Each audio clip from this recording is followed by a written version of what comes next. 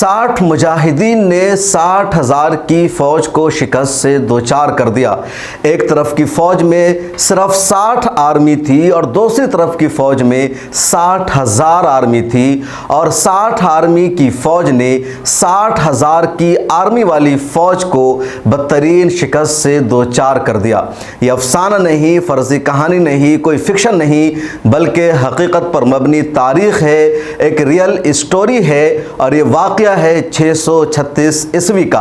हज़रत खालिद बिन वलीद रज़ी अल्लाह ताला अन्हो के पास सिर्फ 60 मुजाहिदीन की फ़ौज थी, दूसरी तरफ दुश्मन के लश्कर जर्रार की तादाद थी 60,000, और हज़रत खालिद बिन वलीद ने महज 60 मुजाहिदीन की फ़ौज से 60,000 के लश्कर को शिकस्त से दोचार कर दिया और आलम इस्लाम फ़तह से दोचार हुआ।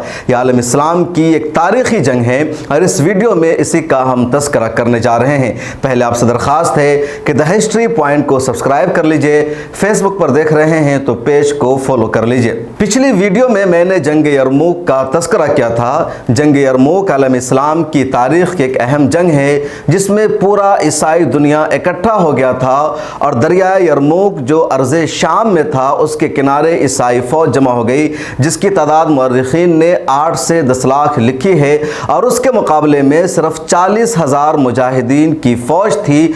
6 दिनों तक ये जंग चलती रही और छठे दिन मुसलमानों की फतह नसीब हुई। जब ये इतनी बड़ी जंग चल रही थी, उसी जंग के दौरान ये मामला सामने आया, और शायद तीसरा दिन था जब अरब के नसरानियों ने अपनी फ़ौज इकट्ठा की और तकरीबन 60,000 की फ़ौज लेकर के ये लोग रोमन एम्पायर की मदद करने आ गए।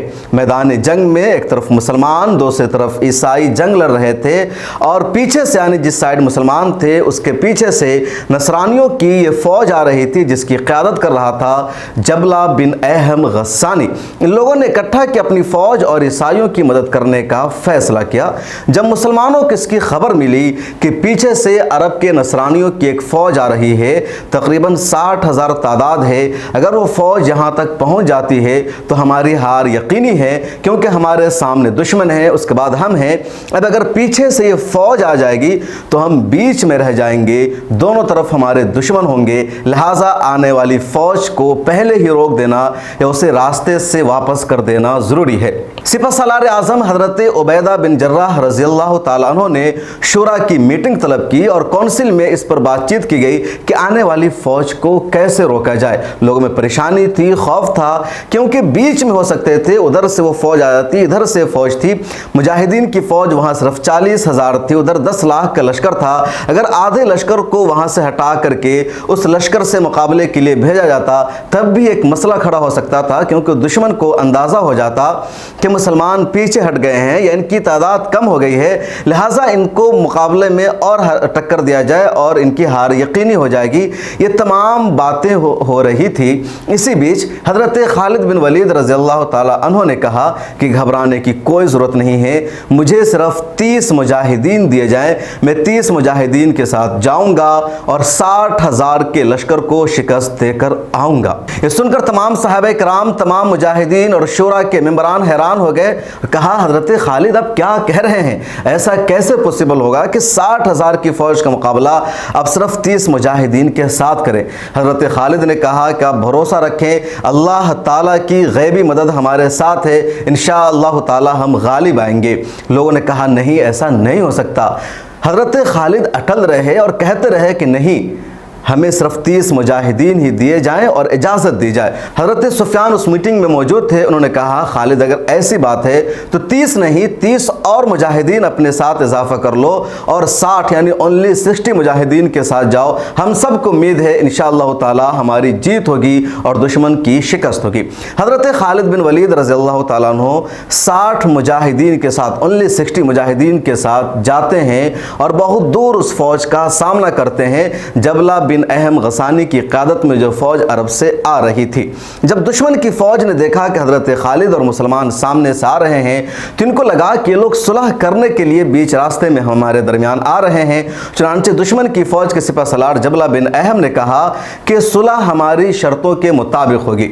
حضرت خالد بن ولید رضی اللہ تعالیٰ عنہ نے جملہ سن کر کے کہا کہ میں صلح کرنے نہیں آیا ہوں بلکہ جنگ کرنے آیا ہوں۔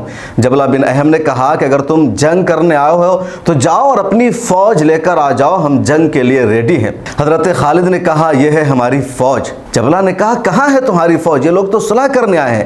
حضرت خالد نے کہا یہی ہماری فوج ہے جو تم ہمارے ساتھ 60 لوگ دیکھ رہے ہو۔ جبلہ بن اہم نے کہا کہ جاؤ اور اپنی فوج لے کر آؤ۔ میں نہیں چاہتا کہ عرب کی مائیں یہ تانا دے کہ جبلہ بن اہم نے خالد بن ولید کے 60 مجاہدین پر اپنی 60,000 فوج کے ساتھ چڑھائی کر دی تھی۔ مجھے بزدل مانا جائے گا، مجھے لان تان کیا جائے گا۔ میں ایسی لان تان نہیں سننا چاہتا، اس لیے اپنی فوج لے کر آؤ۔ حضرت خالد بن ولید رضی اللہ تعالیٰ عنہ نے اس کے جواب میں کہا کہ اس فوج کا ایک آدمی تمہارے 1000 آدمیوں کے برابر ہے، لہٰذا ہماری تعداد کو بھی تم 60,000 ہی سمجھ لو اور مقابلہ کرو۔ یہ سن کر جبلہ بن اہم کو غصہ آ گیا اور اس نے فوراً حملے کا حکم دے دیا۔ حضرت خالد بن ولید رضی اللہ تعالیٰ عنہ نے بھی اللہ اکبر کا نعرہ بلند کیا اور حملہ شروع کر دیا۔ تاریخ شاہد ہے، دنیا بھر کے مورخین نے اس واقعے کا ذکر کیا ہے کہ جنگ ہوئی، دن بھر جنگ چلتی رہی، رات تک جنگ پہنچ گئی اور نتیجے کے طور پر 60 مجاہدین کی فوج کو فتح ملی اور 60,000 کا لشکر شکست سے دوچار ہوا۔ 5,000 فوجی اس لشکر کے مارے گئے، بے شمار زخمی ہو گئے اور آخر وہ لشکر بھاگنے پر مجبور ہو گیا اور وہ دوبارہ ہمت نہیں کر سکا رومن امپائر کی مدد کرنے کی۔